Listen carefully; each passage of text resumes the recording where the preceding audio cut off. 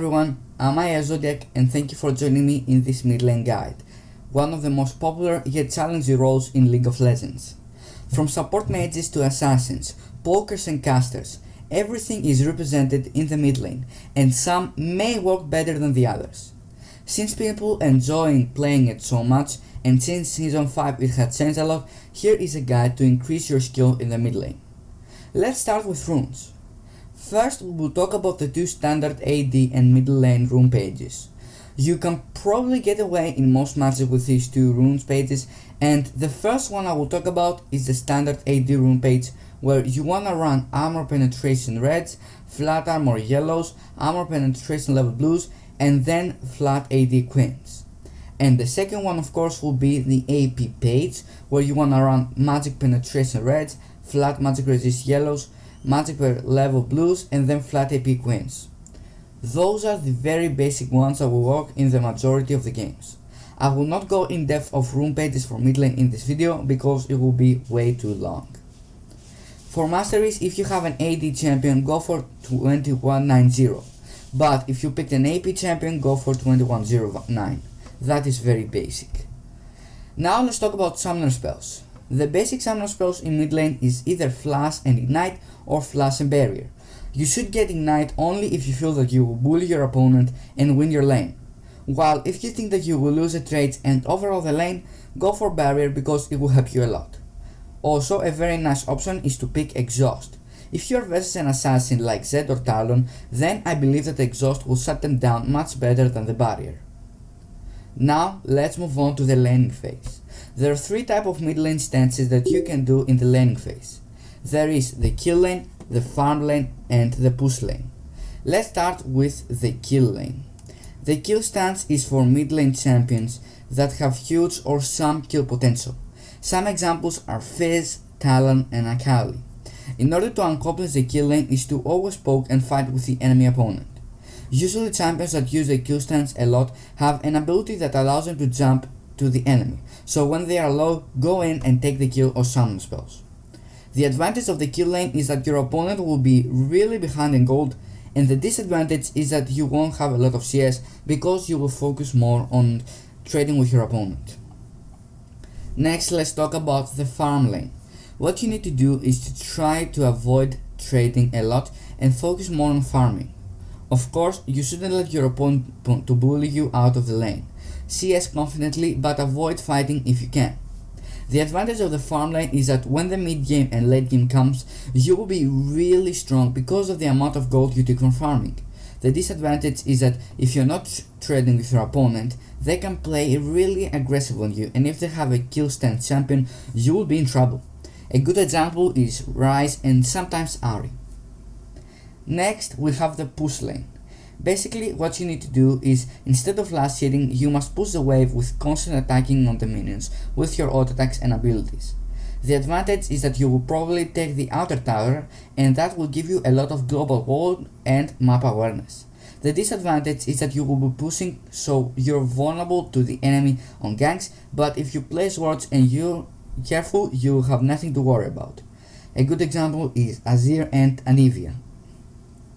However, the most important aspect in laning phase overall is farming. Farming is the most important thing while playing mid. The usual misconception is that when you kill your opponent once or twice in the lane, you've won the battle mid. While that is true in most of the cases, it doesn't really matter if he's got the same CS as you.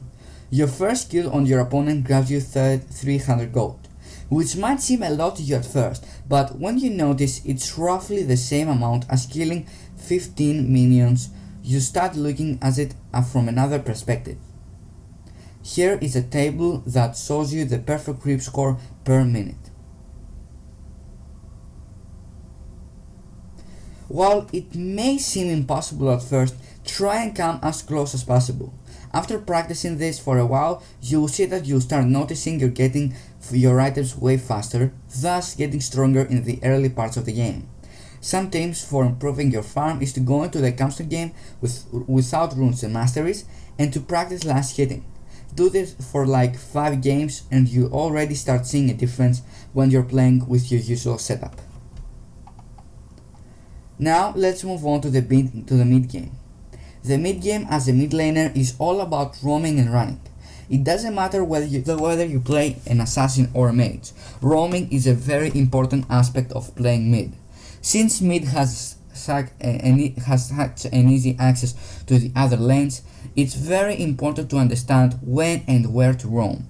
With Season 5, roaming became a lot more difficult with the introduction of the Scuttle Crab and the value of the new dragon. More value equals more wards, which leads to less successful roams. This means you will have to win ahead, which is a bit difficult sometimes. But let's start small. The first thing you need to do is look at the minimap. Is top under pressure? Or is bot having a bad time? Also, look at the enemy champions. Are more important your own teammates? Who has the most CC? Can the enemy dash away from me easily? These are all important factors to keep in mind while planning to roam.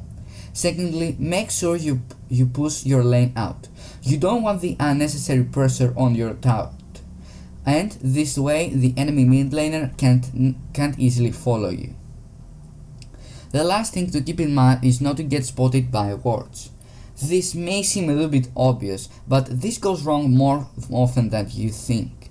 When roaming towards a lane, always look at how the enemy reacts. If it's different from how they were behaving before, you've most likely been spotted. This also means you're going to have to keep track of the other lanes before you plan a roam, and watch how they react to certain things. Roaming seems like an easy thing to do, going from your lane and killing someone, but there's more than meets the eye. But if you can roam efficiently, you don't only help yourself, but your teammates as well, which leads you in one step closer to victory. Now we will go on to the teamfights. While playing mid lane, you usually have the most impact in teamfights. It's important to fully understand your role and positioning in teamfighting, so here's as a general example for playing your teamfights as two different roles, the assassin and the mage. Assassin. While playing an assassin, getting on the carries is your primary goal. It's important to note though that you shouldn't blindly go in. Wait until the enemy team has burned their counter goal and peeling spells, then make your way into the teamfight. For example, you're playing Zed. You should wait until the enemy team has used their Janna ult and then look for an opportunity to play your ultimate on the enemy ADC or AP carry, whichever has a bigger lead.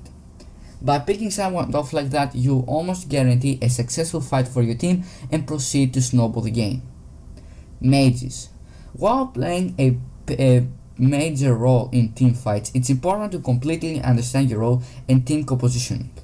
Most of the game champions have some kind of AoE, so look out for enemies who are clumped together. Nothing is more satisfying than hitting 3 enemies with a Syndra stun or landing a 5-man shockwave when you're playing Orianna. Another thing is to not think that you should position yourself in the back.